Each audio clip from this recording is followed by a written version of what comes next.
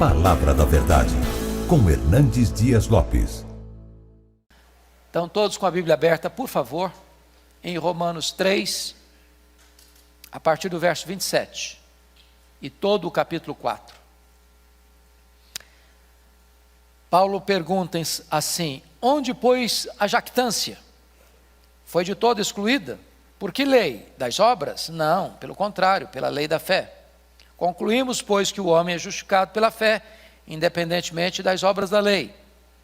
É porventura Deus somente dos judeus? Não é também dos gentios? Sim, também dos gentios. E visto que Deus é um só, o qual justificará por fé o circunciso, mediante a fé o incircunciso. Anulamos, pois, a lei pela fé? Não, de maneira nenhuma. Antes, confirmamos a lei. Ora, capítulo 4. Que, pois, diremos ter alcançado Abraão, nosso pai segundo a carne?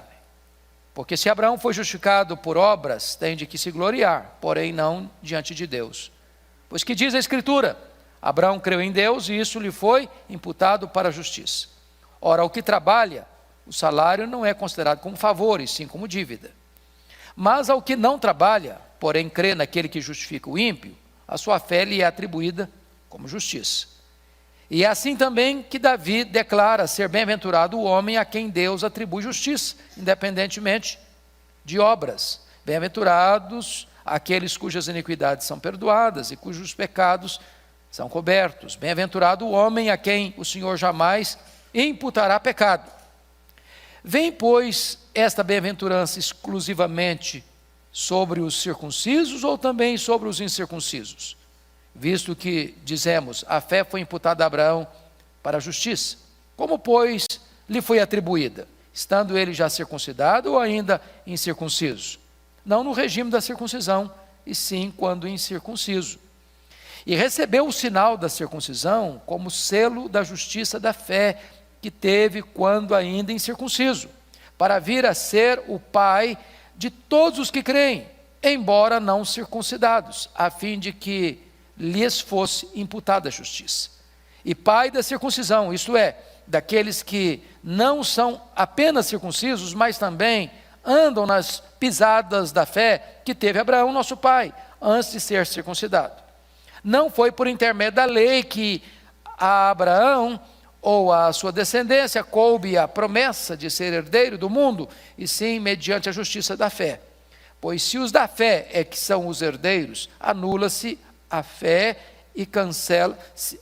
Pois se os da lei é que são os herdeiros, anula-se a fé e cancela-se a promessa. Porque a lei suscita ira, mas onde não há lei, também não há transgressão. Essa é a razão por que provém da fé, para que seja segundo a graça, a fim de que seja firme a promessa para toda a descendência, não somente ao que está no regime da lei, mas também ao que é da fé, que teve Abraão, porque Abraão é pai de todos nós, como está escrito: por pai de muitas nações te constituí. Perante aquele no qual creu, o Deus que vivifica os mortos e chama à existência as coisas que não existem. Abraão, esperando contra a esperança, creu, para vir a ser pai de muitas nações, segundo lhe fora dito: assim será a tua descendência. E sem enfraquecer na fé, embora levasse em conta o seu próprio corpo amortecido, sendo já de 100 anos e a idade avançada de Sara, não duvidou por incredulidade da promessa de Deus, mas pela fé se fortaleceu, dando glória a Deus, estando plenamente convicto de que ele era poderoso para cumprir o que prometera. Pelo que isso lhe foi também imputado para a justiça. E não somente por causa dele está escrito que lhe foi levado em conta, mas também por nossa causa, posto que a nós igualmente nos será imputado, a saber, a nós que cremos naquele que ressuscitou dentre os mortos a Jesus, nosso Senhor, o qual foi entregue por causa das nossas transgressões e ressuscitou por causa da nossa justificação. Pois bem, nós trabalhamos no capítulo 3, 21 a 31, o texto que é considerado o texto magno desta carta, o texto áureo desta carta. Talvez alguns estudiosos dizem que é a parte mais importante de toda a Bíblia. Examinamos que a justificação é um ato exclusivo de Deus. É um ato, não um processo. A justificação não tem graus. Nenhuma pessoa está mais justificada do que a outra. Uma vez justificado, está plenamente justificado. Examinamos que a justificação não é por obras, mas é pelo mérito de Cristo. Ou seja, o nosso substituto morreu por nós, pagou a nossa dívida e a justiça dele é atribuída a nós. Examinamos, portanto, que esta justificação é de graça, é pela graça. E embora custou tudo para Deus, a nós é gratuito. E nós recebemos essa justificação pela fé. Agora, Paulo levanta neste capítulo 3, a partir do verso 27, 3 objeções à justificação. Ele levanta a objeção e ele responde à objeção feita. A gente chama isso de diatribe. Então, é o escritor que, sabendo que o leitor vai fazer a pergunta, ele mesmo faz a pergunta e ele mesmo dá a resposta. E a primeira objeção é essa: onde está o motivo de vanglória? Confira comigo o versículo 26, 27 e 28, digo. Onde está, pois, a jactância? Foi de todo excluída. Por que lei? Das obras? Não, pelo contrário, pela lei da fé. Concluímos, pois, que o homem é justificado pela fé, independentemente das obras da lei. Então a pergunta é o seguinte: é possível que uma pessoa justificada pela fé se apresente peito estufado, e assim com muita soberba e arrogância, né? Eu estou justificado? É possível alguma jactância? Algum orgulho, alguma vaidade? Absolutamente não. Porque não é mérito seu. Você não construiu isso. Você não trabalhou para isso. Você não mereceu isso. Você não fez por onde. Então, a grande questão é que, se você quiser comparar a justiça de Deus aqui com a justiça dos homens, você está encrencado. Porque na justiça dos homens, não é justo o justo justificar o injusto. Na lei dos homens, é justo o justo justificar o justo.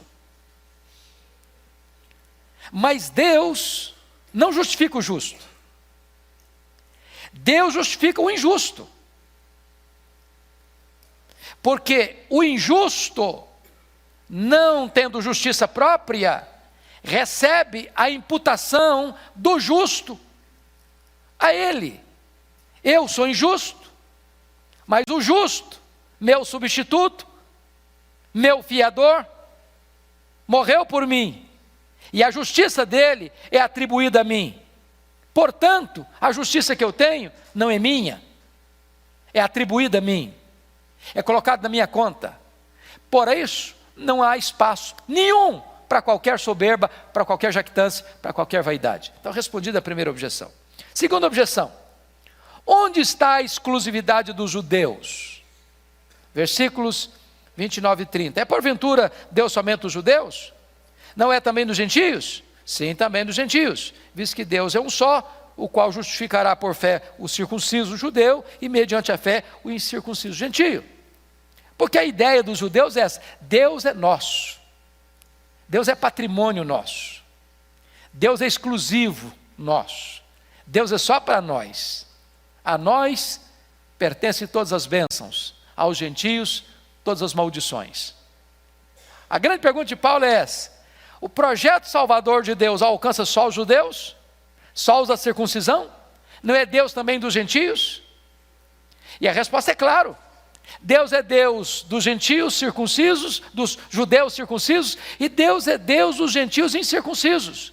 Porque tanto o judeu circunciso quanto o gentio incircunciso, Deus salva da mesma maneira. É pela fé, é mediante a fé.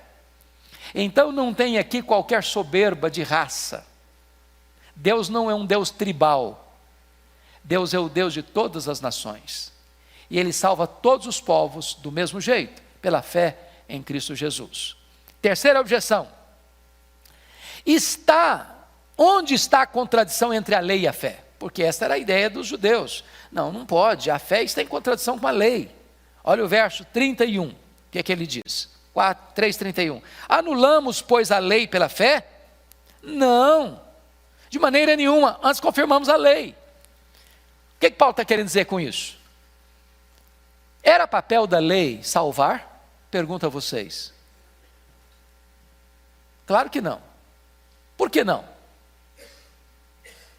Porque pela lei vem o pleno conhecimento do pecado, e o pecado provoca a ira de Deus. Então a lei não foi dada para nos salvar, a lei foi dada para nos convencer de que somos pecadores. A lei é como essa luz, ela aponta o que está errado, o que está sujo, mas ela não tira a sujeira.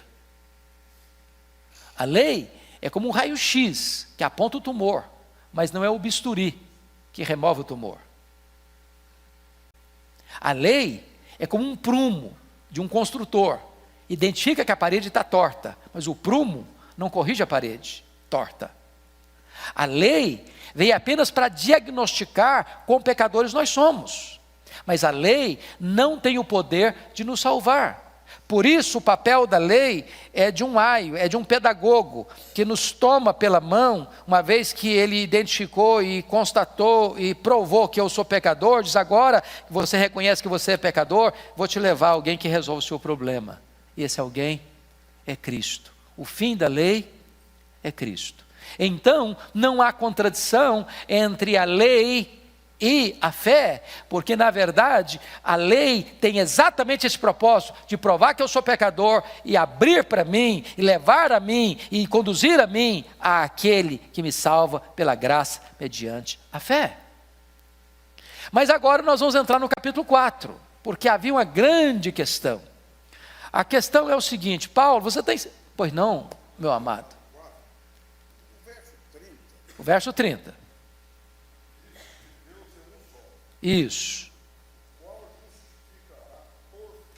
O circunciso.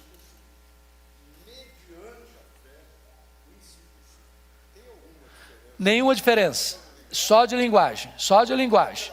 O que Paulo está dizendo é que o circunciso, que é judeu, e o incircunciso, que é gentio, são salvos da mesma maneira. Não tem um critério para um e outro critério para outro. Tanto o judeu quanto o gentio, e entendendo o gentio como todos os povos que não são judeus, são gentios, Deus só tem um método de salvação, e esse método é a salvação pela graça, mediante a fé em Cristo Jesus. É isso que Paulo está ensinando aí. Mas agora, voltando ao capítulo 4, a grande pergunta é a seguinte: Paulo, você está ensinando esse negócio de justificação pela fé, nós queremos saber uma coisa de você. Essa doutrina que você está ensinando é novidade? Você inventou isso? Você criou isso? Isso vem da sua cabeça? De onde você tirou isso? Será que se você está ensinando para nós tem forte lastro no Antigo Testamento? Tem raiz no Antigo Testamento? O que você está ensinando está fundamentado na escritura que nós temos, porque a Bíblia da época era Velho Testamento. O Novo Testamento estava sendo construído ainda, estava sendo escrito ainda, a revelação de Deus era progressiva, e ainda, quando Paulo escreveu isso, muitas pessoas não tinham, claro, não tinham o Novo Testamento como nós temos hoje. A grande pergunta é: o que você está escrevendo para nós tem base lá no Velho Testamento? E Paulo vai dizer e responder essa pergunta seguinte: claro que tem base no Velho Testamento. Eu não estou ensinando novidade, não. Eu não estou ensinando coisa nova, não.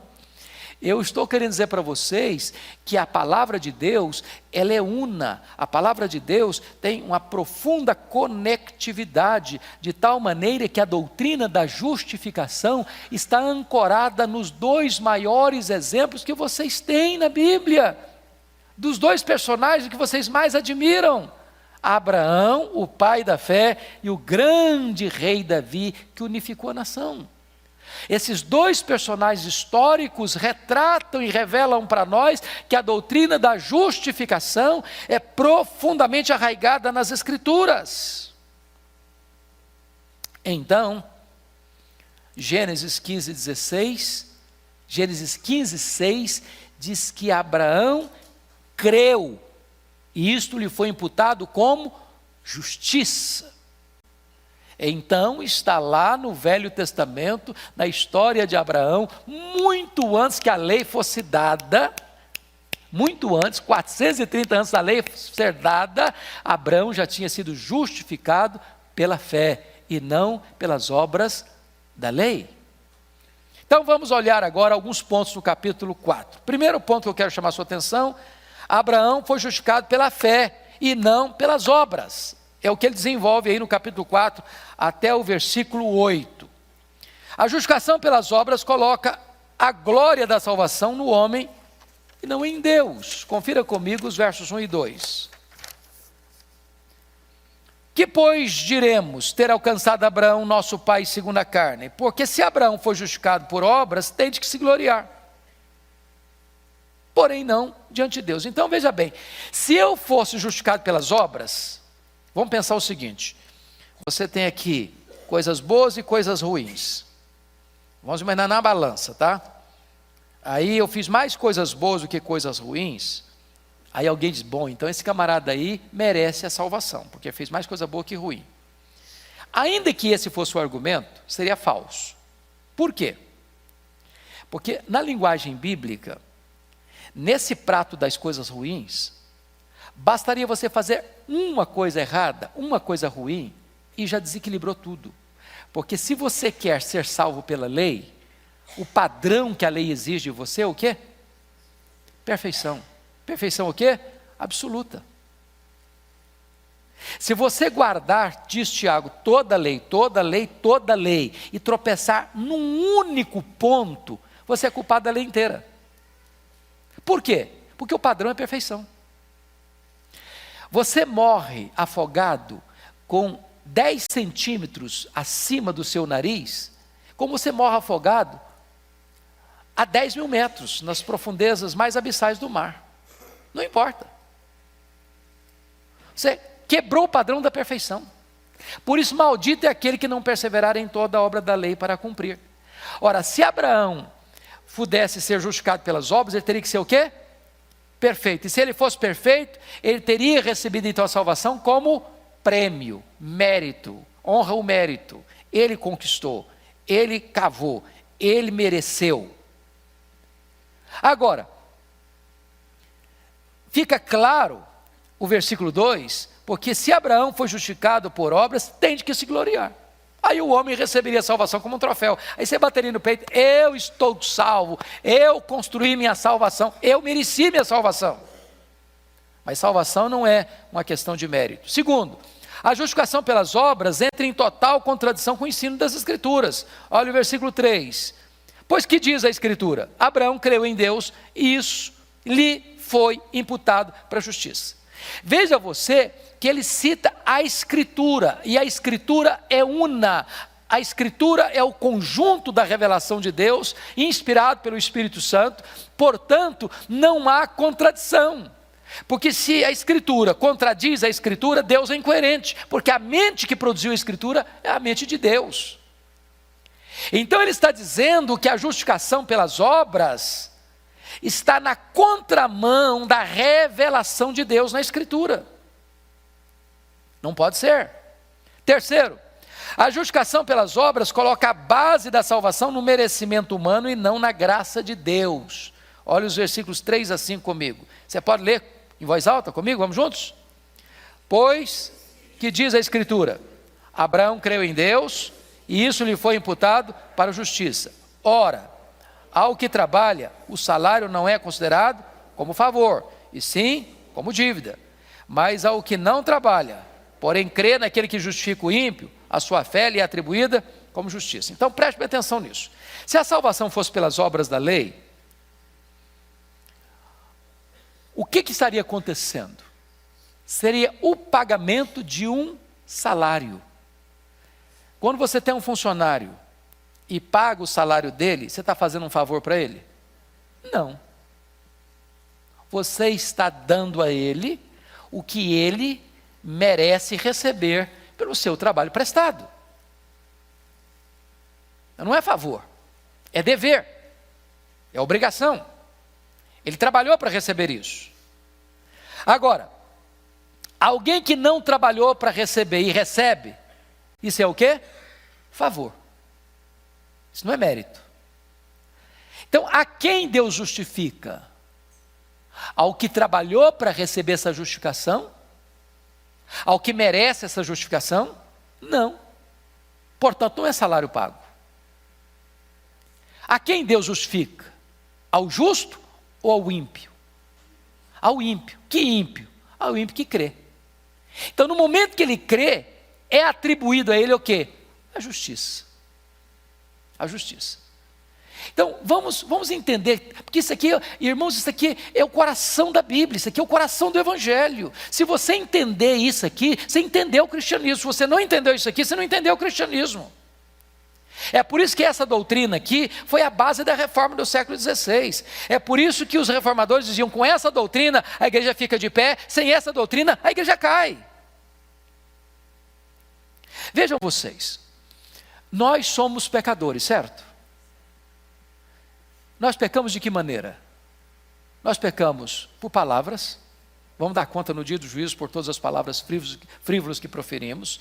Nós pecamos por obras, o que nós fazemos e as pessoas não sabem, Deus sabe. Nós pecamos por omissão. Nós pecamos por pensamentos.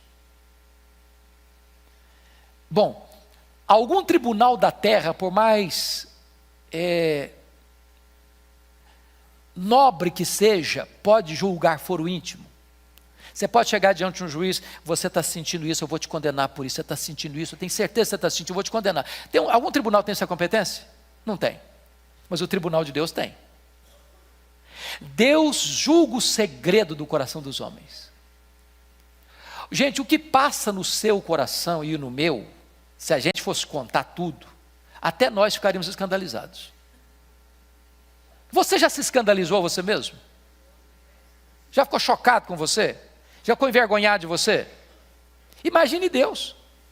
Imagine Deus. Então, o ponto é o seguinte: os psicólogos dizem que passa pela nossa cabeça mais de 10 mil pensamentos por dia. Quantos desses nós teríamos vergonha de contar? Mas imagine vocês, que vocês sejam tão santos, mas tão bons, mas tão assim virtuosos, que num dia inteiro você não pecou nem por palavras, nem por obras, nem por omissão. De 10 mil pensamentos, só 3 foram pensamentos ruins. Já seria quase um anjo ambulante. Se você tiver 3 pensamentos ruins por dia, no final de um mês você tem 90, no final de um ano 1080. Só eu aqui, o coitadinho aqui, já fiz 60, já estaria então com mais de 60 mil pecados, se eu pecar só 3 vezes por dia. Como é que eu chegaria num tribunal que não dá para comprar o juiz, não dá para subornar a testemunha, com 60 mil delitos e pecados? Como é que ficaria a minha situação? Não tem jeito não, está condenado. Mas eu não precisaria de 60 mil não, se eu tiver um só, eu serei condenado. Porque no céu não entra nada contaminado. A alma que pecar, essa morrerá. Então preste atenção que dentro dessa lógica bíblica, é impossível que você seja justificado por mérito, por obras da lei. Impossível. O que Deus fez? Deus enviou o seu Filho Jesus Cristo como seu fiador, como seu representante, e quando Jesus estava na cruz, Deus lançou sobre ele a iniquidade de todos nós. A iniquidade de todos nós. Sabe o que a Bíblia diz? Que ele foi carregando sobre o seu corpo no madeiro os nossos pecados. Isso foi tão terrível, que esse é o cálice amargo que Jesus chorou diante dele. Pai, se possível, passe de mim este cálice. Sabe o que aconteceu? Quando ele estava lá na cruz, ele deu um brado, vocês se lembram disso? Está consumado. Essa expressão no grego é tetelestai, que significa está pago. Ele pegou escrito de dívida que era contra você, anulou essa dívida, pagou essa dívida, cravou na cruz e disse: está pago, está consumado, você não deve mais nada. Você está quites com a lei de Deus, você está quites com a justiça de Deus. E quando Deus vai lá na sua ficha no tribunal do céu, está escrito assim: você não está só perdoado não, Você está justificado. Além da sua dívida ter sido cancelada e paga, você tem aqui na sua ficha toda a justiça de Cristo creditada na sua conta. Isso é justificação. Então, Paulo está argumentando para nós que não é possível, pelo mérito, você receber justificação, por isso é graça.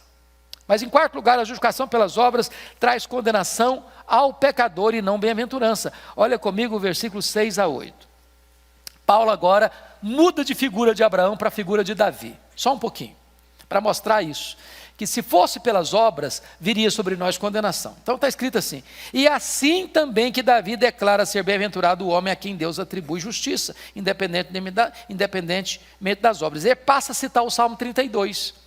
Bem-aventurado aquele cujas iniquidades são perdoadas e cujos pecados são cobertos. Bem-aventurado o homem a quem o Senhor jamais imputará pecado. Em que contexto Davi escreveu o Salmo 32? Pergunto a vocês. No contexto do adultério dele com Batseba. No contexto onde ele trama, orquestra o adultério, depois orquestra sair da situação, mandando o marido da mulher vir da guerra para deitar-se com ela, para ir sair de cena e não ser considerado culpado. Depois o marido não atende aos reclamos dele, aos propósitos dele, e ele então manda matar o marido da mulher com requinte de crueldade, escrevendo uma carta e mandando a carta pelo próprio portador, que era a vítima que deveria ser morta. Depois, para encobrir o pecado todo, ele casa com a viúva, e depois ele guarda no coração um silêncio. Aí Deus manda o Natan na casa dele,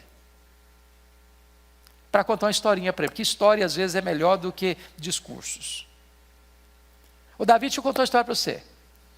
Tinha dois homens numa cidade, um rico demais, outro pobre demais. O rico tinha muitos reses, muitos rebanhos, muitas ovelhas. O pobre só tinha uma ovelhinha. Essa ovelhinha ficava na casa dele, dormia no colo dele, bebia no copo dele, comia no prato dele, era a alegria da casa. Aí um dia esse homem rico recebeu uma visita muito importante na sua casa e resolveu fazer um churrasco de ovelha. Só que em vez de matar uma das muitas ovelhas que tinha lá no pasto, ele foi lá na casa do pobre, pegou a única ovelhinha dele, pegou a ovelha, matou a ovelha e fez um churrasco para um amigo dele. O Davi ficou muito irritado, porque Davi tinha um senso de justiça. Esse cara deve morrer, e esse cara deve restituir ainda muito mais. Aí o Natan botou o dedo no nariz dele: você, esse homem, Deus te deu o trono, Deus te deu o reino, Deus te deu o poder, Deus te deu riqueza, Deus te deu mulheres, Deus te deu tudo, e você foi lá e matou o marido da mulher e ficou com a mulher do seu soldado. Aí ele caiu em si e disse: pequei. E aí é nesse sentido que ele faz essa confissão: bem-aventurado é o homem a quem Deus não atribui iniquidade, a quem Deus atribui justiça. Porque Deus diz para ele: Deus perdoou o seu pecado. Eu pergunto a vocês: pelas obras Davi seria condenado ou justificado? O que ele merecia? Condenação. Você é melhor que Davi? Você acha que você é melhor que Davi? O que você merece? Condenação. Mas feliz é o homem a quem Deus não atribui iniquidade. Feliz é o homem a quem Deus não bota na sua conta a sua dívida. Feliz é o homem a quem Deus bota na conta dele a justiça do seu filho. Isso é justificação. Paulo está provando isso. Vamos ao segundo ponto. Abraão foi justificado pela fé e não pela circuncisão. Agora Paulo vai tratar de um outro assunto, a partir do verso 9 ao verso 12. Notem vocês que o judeu tinha um negócio assim muito assim zeloso com o negócio da circuncisão. Para eles, o camarada está circuncidado, está salvo. Não está circuncidado, está perdido, né? Então, vinha uma objeção dos judeus: mas claro, Abraão foi justificado porque foi circuncidado, Paulo. É claro, aí ele foi circuncidado, ele é especial. Ele é o escolhido de Deus, foi circuncidado, então tudo bem. Aí Paulo vai refutar essa tese dos judeus. De que maneira? Vamos lá. Primeiro, a circuncisão não é a causa, mas a consequência da justificação. Olha o versículo 9 comigo. Vem, pois, esta bem-aventurança exclusivamente sobre os circuncisos ou também sobre os incircuncisos? Visto que dizemos: a fé foi imputada a Abraão para a justiça. Então a pergunta é: a justificação vem só para as pessoas que são circuncidadas ou para as pessoas que não foram circuncidadas? Resposta: para quem que vem a justificação? Para todos. Qual a prova que Paulo dá? Abraão foi justificado depois que foi circuncidado ou antes que foi circuncidado? Pergunto a vocês. Antes ou depois? Antes. Antes. Capítulo 15, versículo 6. Abraão creu, isso foi imputado a ele como justiça. Ele só vai ser considerado mais tarde, lá no capítulo 17. Então não dá para você conectar circuncisão com justificação, porque a justificação de Abraão precedeu a sua circuncisão. E esse negócio de circuncisão começou historicamente com Abraão. Então o argumento é um argumento anacrônico, de dizer que circuncisão está ligado à justificação. Segundo ponto, a circuncisão não limita a justificação, mas a impede. Versículo 10. Como, pois, lhe foi atribuída? Estando já circuncidado ou ainda incircunciso? Não no regime da circuncisão, e sim quando incircunciso. Ou seja, logo, se Abraão foi justificado antes de ser circuncidado, não tem nada a ver de você limitar a circuncisão. Não, só pode ser justificado quem foi circuncidado. Esse argumento está furado, diz o apóstolo Paulo. Terceiro, a circuncisão não é a base, mas o selo da justificação. Vamos ver versículos 11 e 12. Aqui tem um ponto muito importante. Pode ler comigo, versos 11 e 12? Vamos juntos? E recebeu o sinal da circuncisão como selo da justificação pela fé, que teve quando ainda incircunciso, para vir a ser o pai de todos os que creem, embora não circuncidados, a fim de que lhes fosse imputada a justiça. E pai da circuncisão, isto é, daqueles que não são apenas circuncisos, mas também andam nas pisadas da fé que teve Abraão, nosso pai, antes de ser circuncidado. Muito bem. A pergunta é: Paulo, então tá bom. Então quer dizer que não é justificação, não é pela circuncisão. Ok. Agora então, que valor que tem a circuncisão, se você não é justificado por ela? Que valor? Para quê então? Vou repetir aqui, vou mudar para transicionar do velho para o novo. Paulo argumenta em Colossenses que o batismo é a circuncisão do Novo Testamento. Eu pergunto a vocês: você é salvo pelo batismo? Sim ou não? Não. Então por que você batiza?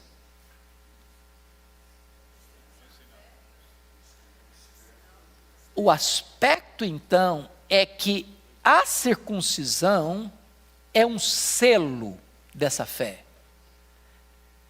Numa linguagem bem comum nossa, diz que é um sinal visível de uma graça invisível.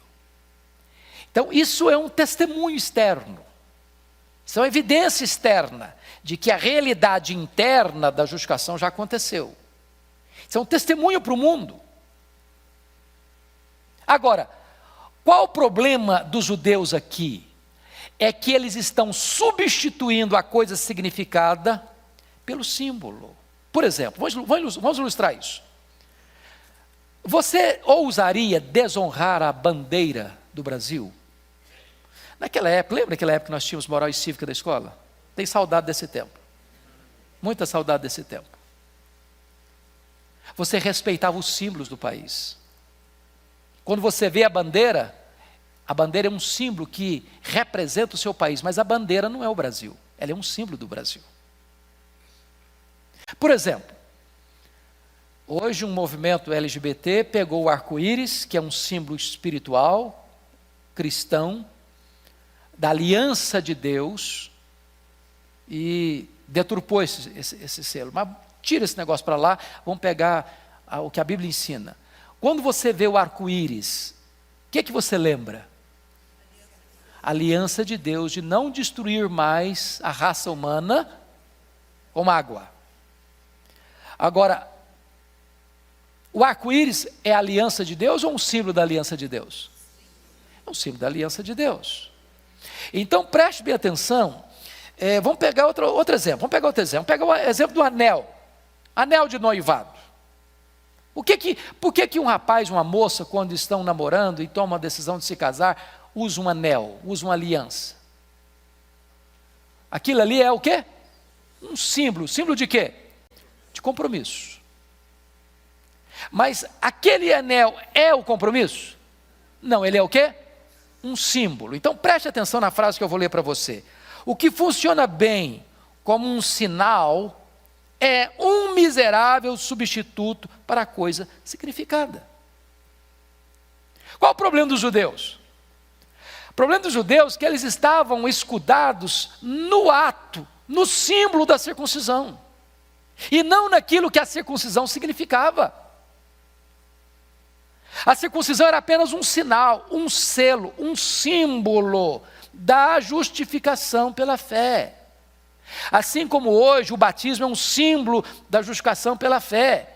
Mas se eu fui batizado, agora está tudo resolvido comigo, porque eu fui batizado. Não, o batismo é um símbolo. Só tem valor se o simbolizado aconteceu. Porque se o simbolizado, que é a verdadeira mudança interior, não aconteceu, você pode receber água do Atlântico inteiro, não vai resolver a sua vida. Está claro isso, irmãos? Está claro? Pois bem, então vamos para frente. Terceiro ponto, Abraão foi justificado pela fé, não pela lei. Agora é o argumento dos versos 13 a 17. Versos 13 a 17. E Paulo vai nos dar aqui 3 argumentos para provar que a justificação foi pela fé e não pela lei. Primeiro argumento é o argumento da história, versículo 13. Quem pode ler comigo? Não foi por intermédio da lei que a Abraão ou a sua descendência coube a promessa de ser o herdeiro do mundo, e sim mediante a justiça da fé. Por que que não foi mediante a lei, e sim mediante a justiça da fé? Qual é o argumento histórico que Paulo está dando aí?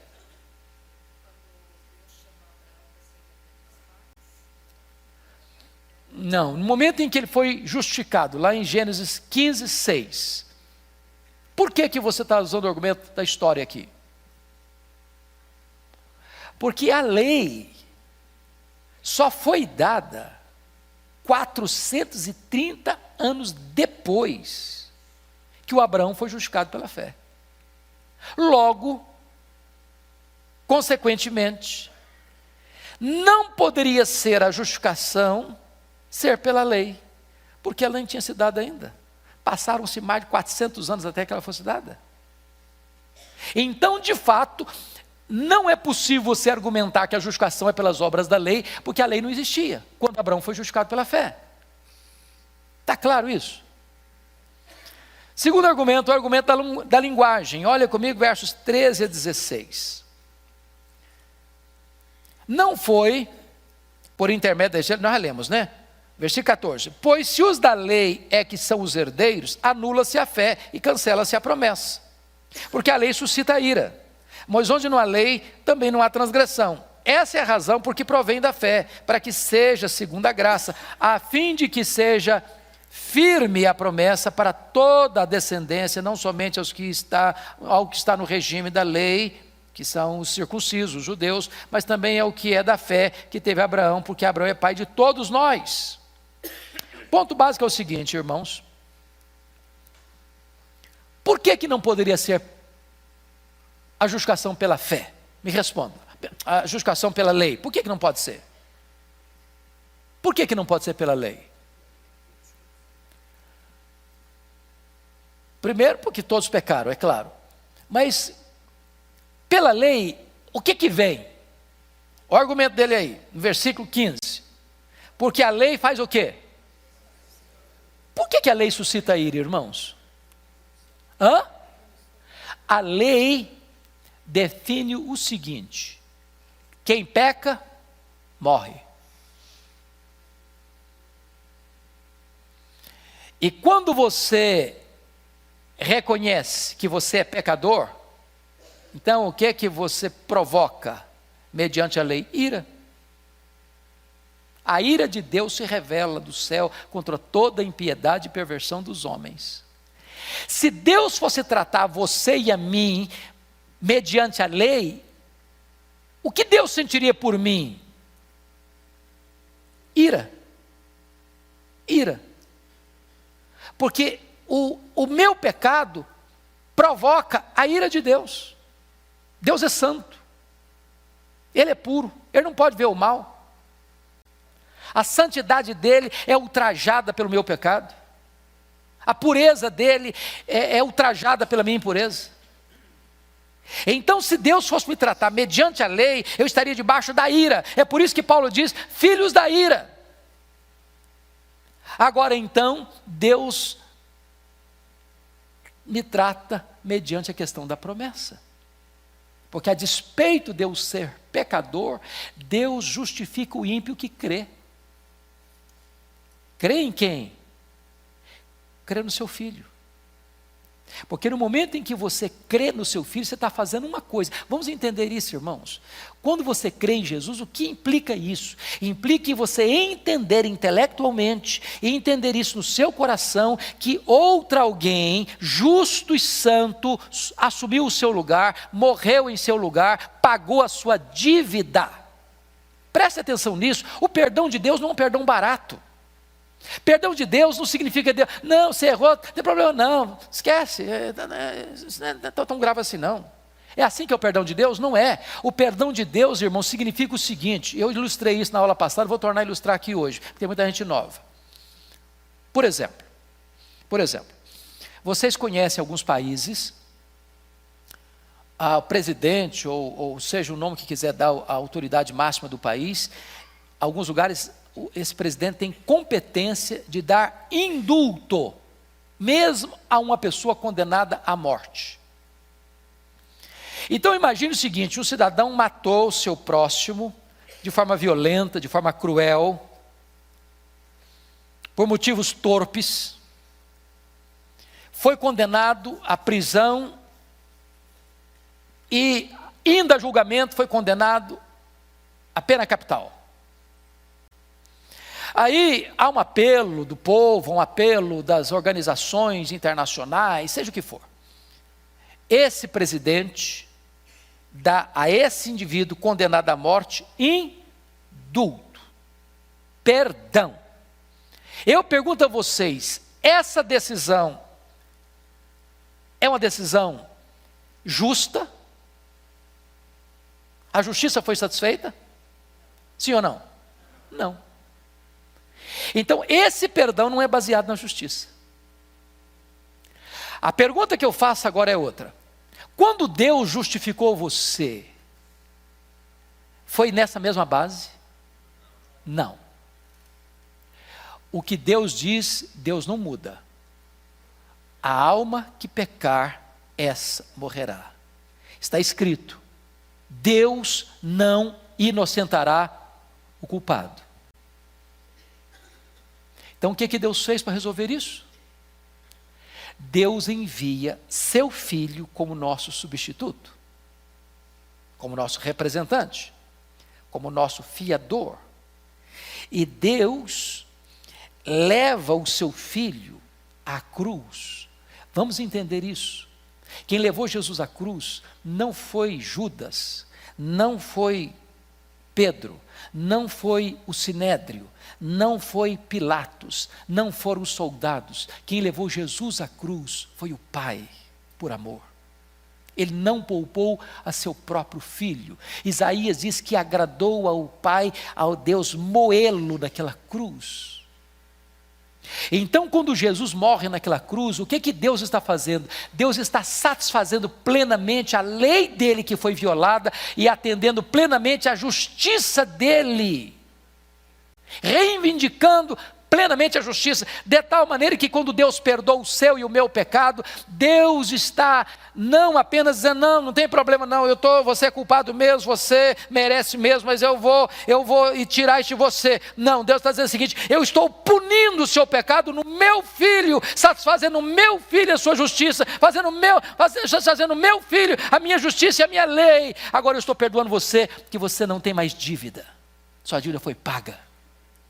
E mais do que isso, estou depositando na sua conta toda a justiça do meu filho. Irmãos, isto é glorioso. Isto é o Evangelho. Então, notem vocês, no versículo o argumento agora da teologia, dos versículos 16 e 17. Vamos ver juntos? 16 e 17. Pois essa é a razão porque provém da fé, para que seja segundo a graça, a fim de que seja, a minha Bíblia dobrou exatamente aqui, está incluindo as letras, seja firme a promessa para toda a descendência, não somente ao que está no regime da lei, mas também ao que é da fé que teve Abraão, porque Abraão é pai de todos nós, como está escrito, por pai de muitas nações te constituí, perante aquele no qual creu, o Deus que vivifica os mortos e chama à existência as coisas que não existem. Então preste atenção num ponto, Abraão é pai de quem? Pai de quem? Dos judeus? Dos gentios? É pai do judeu e é pai do gentio. Mas pai de que judeu? Pai de que gentio? Explicação está escrito no capítulo 3, 29. Dá uma voltadazinha lá, por favor. 3, 29. Pode ler comigo? Vamos juntos? Porém, judeu, vamos juntos comigo? 2, 29, quando eu falo 3, eu estou querendo falar 2. 2, 29, vamos lá. Porém, judeu é aquele que o é interiormente, e circuncisão, aqui é do coração, no espírito, não segundo a letra, e cujo louvor não procede dos homens, mas de Deus. Então quem é judeu? Para ele, judeu aqui, está falando agora judeu no sentido de salvo. Não é aquele que é circuncisão, mas é aquele que é interiormente circuncisão, aqui é do coração, do espírito. Sabe o que ele está querendo dizer? É o seguinte, quem é filho de Abraão? Preste atenção nessa frase. O filho de Abraão não é aquele que tem o sangue de Abraão correndo em suas veias. Filho de Abraão é aquele que tem a fé de Abraão habitando em seu coração. Não importa se judeu, não importa se gentio. Então um judeu hoje que não crê em Jesus não é filho de Abraão.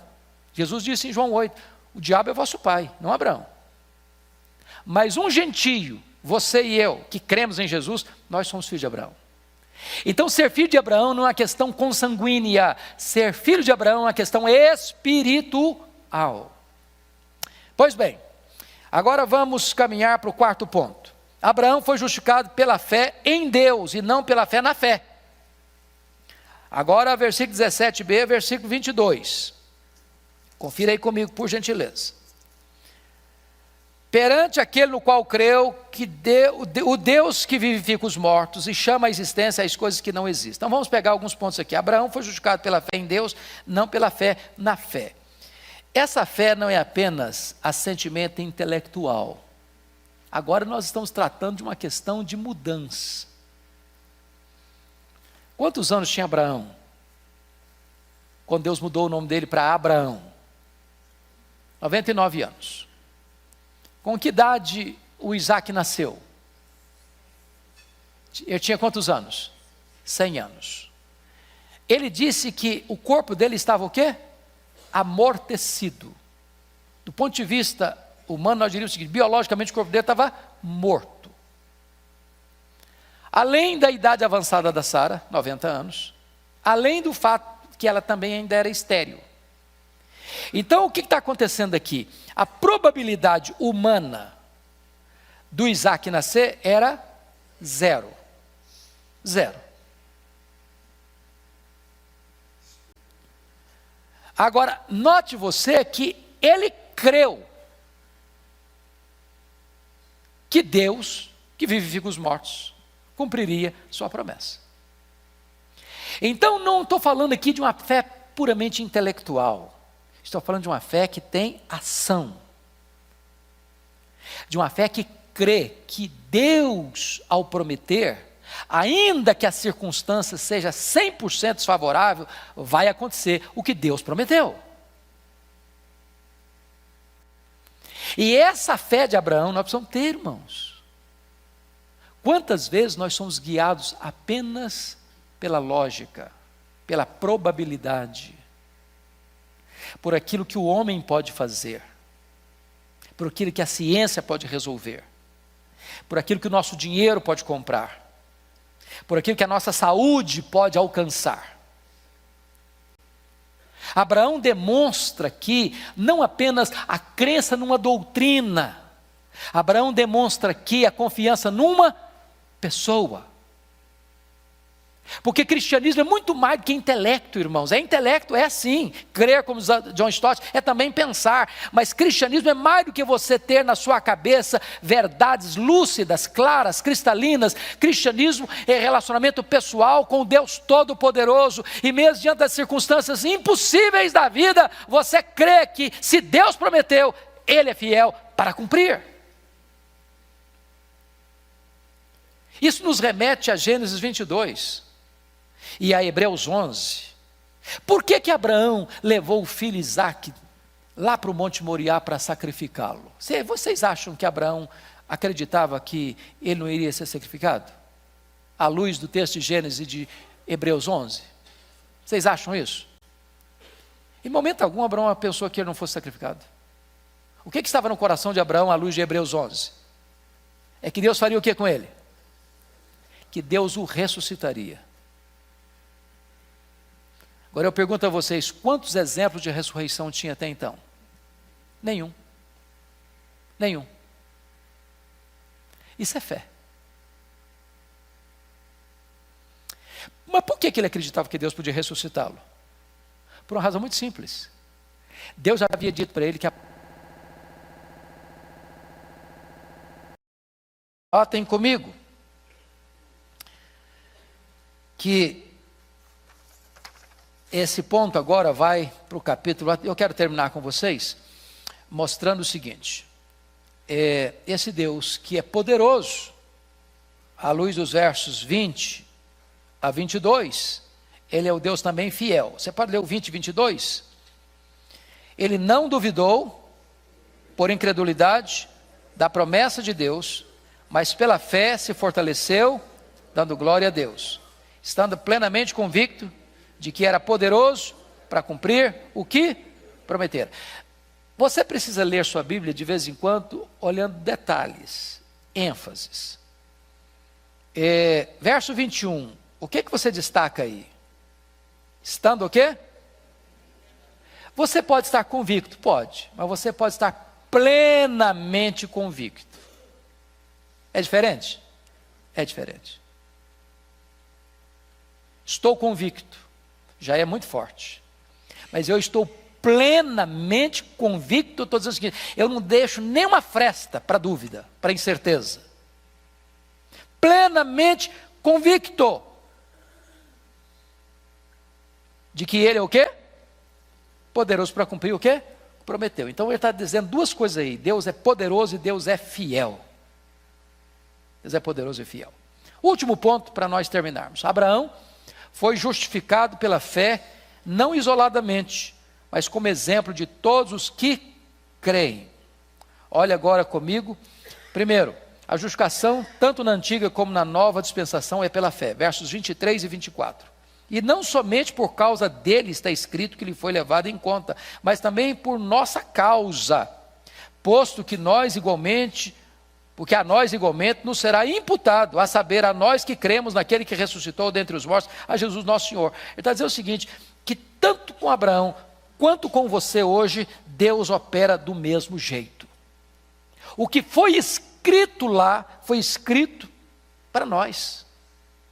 Isso é maravilhoso. A Bíblia foi nos dada, irmãos, lá atrás, para encorajar a gente aqui. É por isso que você tem que ler a Bíblia. Que quando você lê a Bíblia, você encontra que esse Deus que é fiel, que é poderoso, ele lá atrás estava escrevendo aquilo, registrando sobre Abraão, para encorajar você hoje, em pleno dia 26 de agosto de 2018. Eu fiz lá, eu faço aqui, eu não mudo. É por isso que vocês não são destruídos, eu não mudo. A minha palavra não muda, a minha promessa não muda, o meu jeito de ser não muda, a minha maneira de agir não muda. Nessa base vocês podem estar firmados. Finalmente, A justificação, tanto na antiga como na nova dispensação, tem como base a morte e a ressurreição de Cristo. Vamos ler o último versículo? Olha que coisa preciosa. Vamos lá? O qual foi entregue por causa das nossas transgressões e ressuscitou por causa da nossa justificação. Louvado seja Deus. Notem que Paulo conecta morte e ressurreição. Por quê? Por quê? Porque a morte de Cristo não teria validade se ele não tivesse o quê? Ressuscitado. Se Cristo não ressuscitou, é vã a nossa pregação, é vã a vossa fé, somos falsas testemunhas de Deus, permanecemos nos nossos pecados, não temos esperança, somos os mais miseráveis de todos os homens. Mas a pergunta é, por que Jesus morreu? Pelas nossas transgressões. Essa é a teologia bíblica, lá em 1 Coríntios 15:3. Ele morreu pelos nossos pecados, segundo as Escrituras. Foi sepultado e ressuscitou, segundo as Escrituras. O que significa isso? Significa que a morte dele não foi um acidente e a ressurreição dele não foi uma surpresa. Ele morreu pelas nossas transgressões. Ele pagou nossa dívida. Mas ao ressuscitar, ele então garante que aquela morte pelos nossos pecados valeu. Valeu. Então Deus agora pode declarar você justo diante do seu tribunal. Você não deve mais nada. Você está quites com a lei de Deus. Você está quites com a justiça de Deus. E eu só quero concluir com mais 2, 3 minutinhos para explicar um ponto importante aqui. Porque talvez alguém possa levantar a seguinte dúvida: pastor, ok, estou justificado, estou quites com a lei de Deus, com a justiça de Deus, mas eu continuo pecador. E o que é que eu faço com os meus pecados agora? Deixa eu dizer uma coisa importante. Quando você foi justificado dos seus pecados do passado, dos seus pecados do presente, dos seus pecados do futuro. Significa então que você não tem o risco de perder salvação. Não se perde salvação. Salvação é uma garantia eterna. Porém, você que outrora estava debaixo da ira de Deus e era um réu diante de um juiz, agora você mudou de status. Agora você é membro da família, é um filho diante de um pai. Então agora seus pecados cometidos não levam você mais à condenação, mas levam você a uma quebra de relacionamento. Então qual é a atitude de um crente quando peca? Está escrito: se confessarmos os nossos pecados, Ele é fiel e justo para nos perdoar os pecados e nos purificar de toda a injustiça. Por que fiel? Por que justo? Fiel porque Ele prometeu. Justo porque Ele já puniu o seu pecado na cruz do seu Filho, e agora basta você reconhecer que você pecou. Homologuel é a palavra de onde vem homologar, se confessarmos. Agora você reconhece, agora você confessa, e agora Deus olha para a cruz do seu Filho e diz: esse pecado eu já puni na cruz do meu Filho, não vou punir mais em você. Você que está arrependido, você está perdoado. Louvado seja Deus, porque todo momento, a todo instante, nós podemos recomeçar e recomeçar e recomeçar esta relação de intimidade com